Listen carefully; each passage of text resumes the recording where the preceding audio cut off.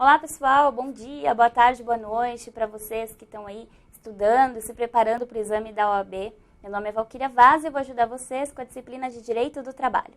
Nessa aula nós vamos continuar falando sobre as férias.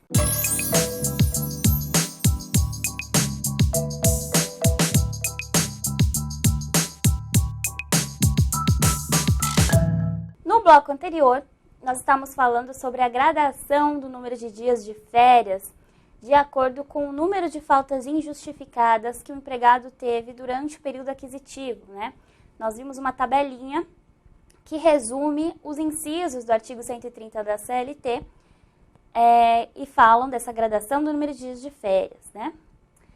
Bom, de acordo com essa tabelinha e com os com os incisos do artigo 130 da CLT, a gente vê que a lei não é explícita, mas é pacífico o entendimento de que, quando o empregado falta mais de 32 vezes injustificadamente, né, se ele tem mais de 32 faltas injustificadas, ele perde o direito a férias.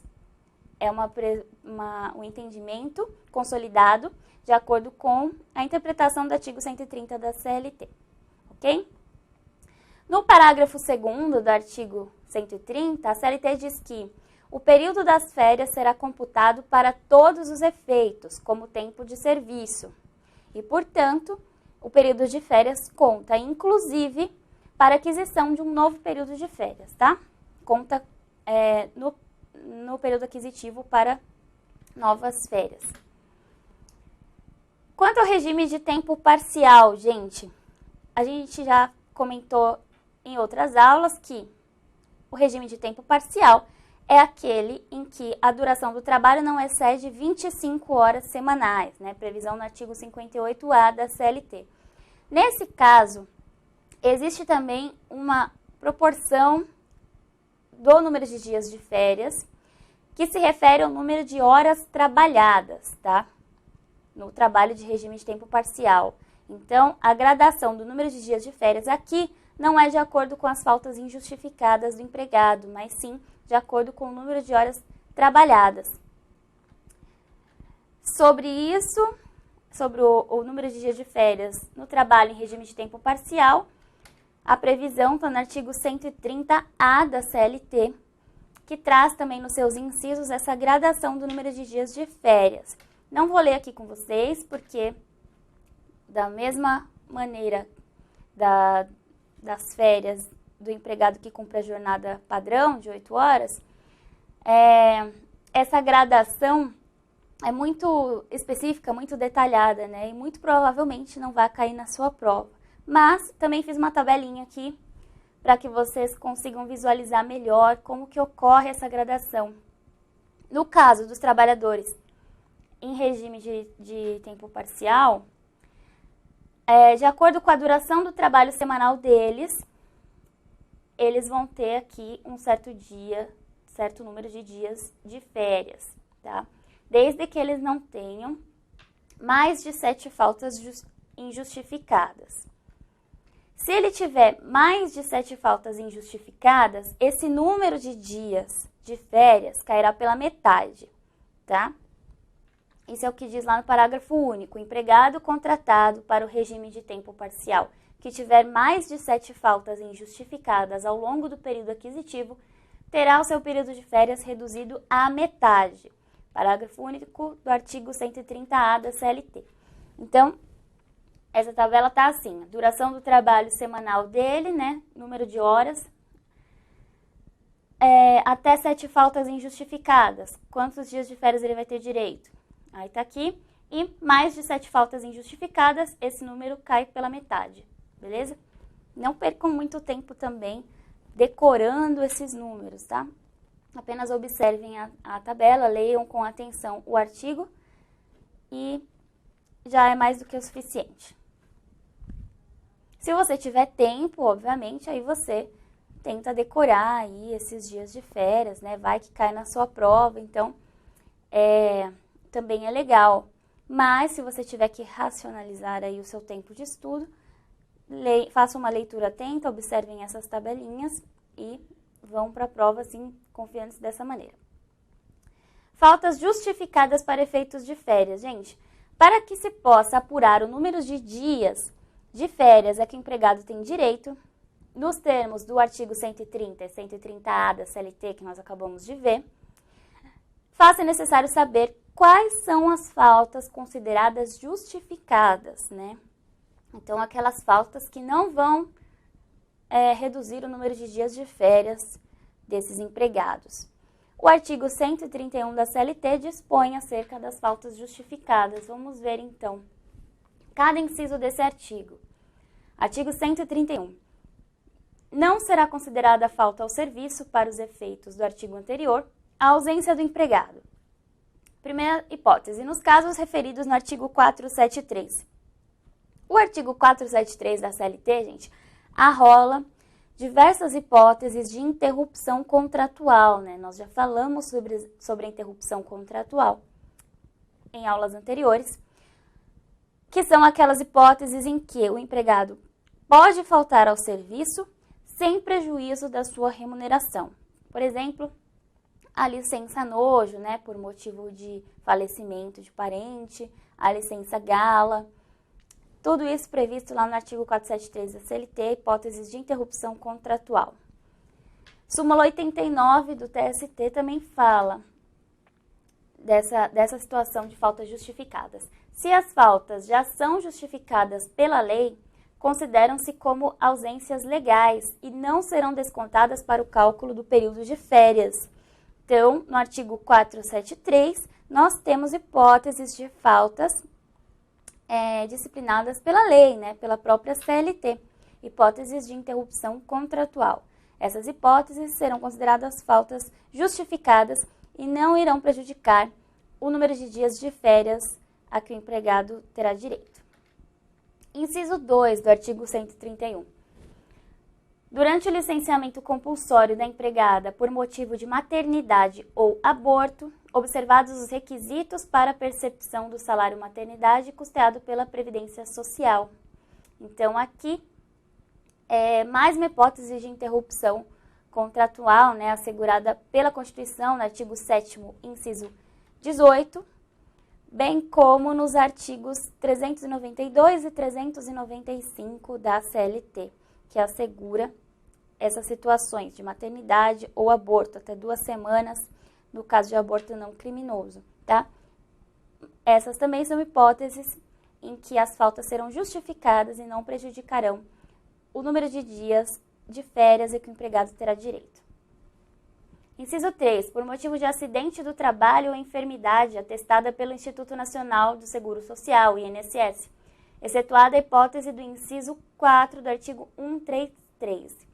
Essa exceção, gente, é no caso de afastamento por mais de 6 meses ao longo do período aquisitivo, tá? Nessa hipótese, afastamento por mais de 6 meses, o empregado perde o direito às férias, tá? Tem disposição expressa nesse sentido na própria CLT que nós vamos ver. Súmula 46 do TST fala do acidente de trabalho. As faltas ou ausências decorrentes de acidente do trabalho não são consideradas para os efeitos de duração de férias e cálculo da gratificação natalina. Então, são consideradas faltas justificadas. Inciso 4. Justificada pela empresa, né? As faltas justificadas pela empresa, entendendo-se como tal a que não tiver determinado o desconto do correspondente salário. Então, essa situação ocorre quando a falta é, em princípio, injustificada, mas foi abonada pelo empregador, né? Ou seja, foi perdoada pelo empregador. E aí, se tornou uma falta justificada, né? Não vai prejudicar o número de dias de férias daquele empregado. Inciso 5. Durante a suspensão preventiva para responder a inquérito administrativo ou a prisão preventiva, quando for impronunciado ou absolvido. Mais uma hipótese de falta justificada. Inciso 6. Nos dias em que não tenha havido serviço, salvo na hipótese do inciso 3 do artigo 133.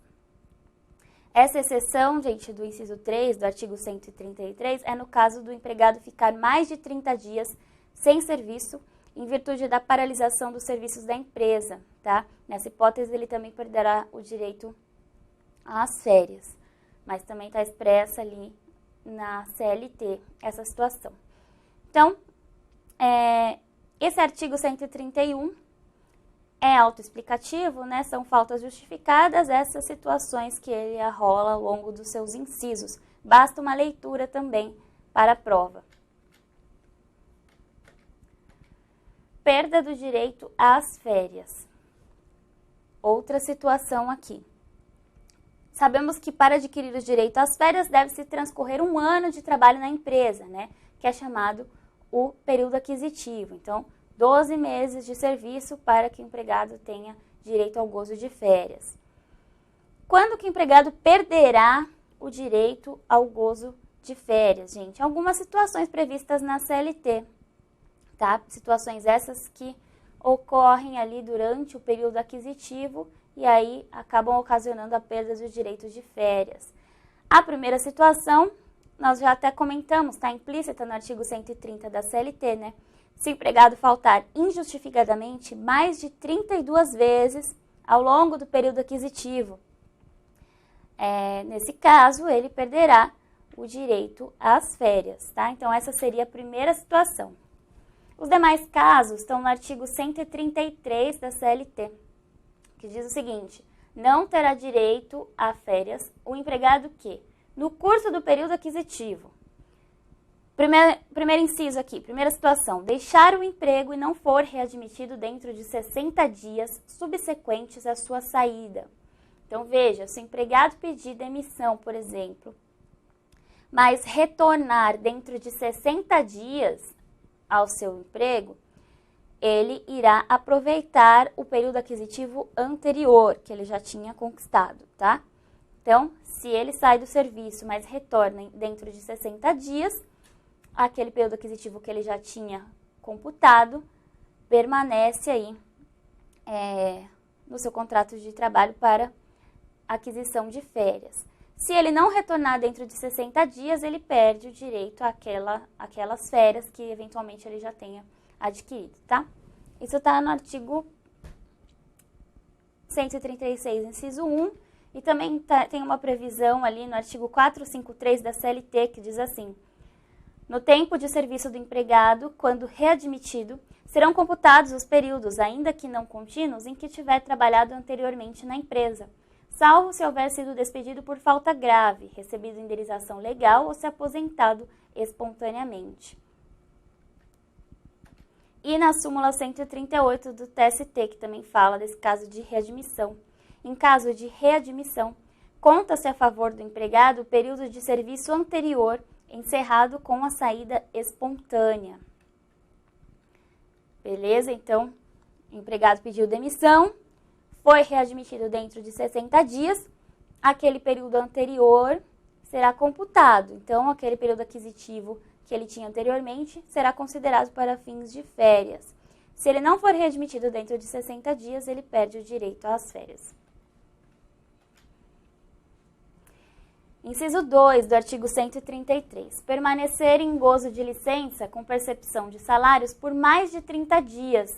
É o caso da licença remunerada por mais de 30 dias, né?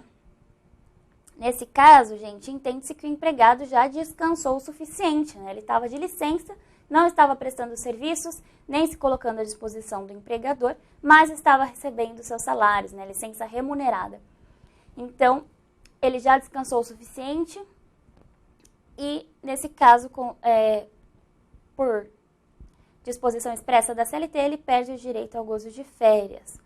Mas a gente consegue observar aqui um prejuízo remuneratório, né? Ele não ganha aquele terço constitucional que vem com a remuneração das férias, né? Se ele estava de licença remunerada, ele não recebe o terço constitucional e perdeu o direito às férias.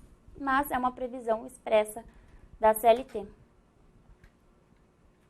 Inciso 3 do artigo 133, deixar de trabalhar com percepção do salário por mais de 30 dias, em virtude da paralisação parcial ou total dos serviços da empresa. É a mesma justificativa da hipótese anterior, né? Entende-se que o empregado já descansou o suficiente. E aqui também há um prejuízo da remuneração, no sentido de que ele não vai receber o terço constitucional, tá? Nessa situação específica, gente, de paralisação parcial ou total dos serviços da empresa, existem os requisitos formais previstos no parágrafo 3º do artigo 133. Acho que é um dispositivo bem específico, né? Ele diz assim que, para os fins dos previstos nesse inciso, no inciso 3, né? Paralisação parcial total de serviços da empresa por mais de 30 dias, a empresa deverá comunicar ao Ministério do Trabalho, com antecedência mínima de 15 dias, a datas de início e de fim da paralisação total parcial dos serviços da empresa. E, em igual prazo, comunicará ao sindicato representativo da categoria e também afixará aviso nos respectivos locais de trabalho. Então, são requisitos formais para que haja essa situação, tá? De perda de direito de férias em decorrência da paralisação total ou parcial dos serviços da empresa. É um dispositivo bem específico, muito provavelmente também não cairá na sua prova, mas é bom que você tenha conhecimento, né? No próximo bloco, a gente vai continuar falando sobre essas hipóteses de perda do direito de férias, tá? Então fiquem conosco, curtam, compartilhem nossos vídeos e até a próxima aula.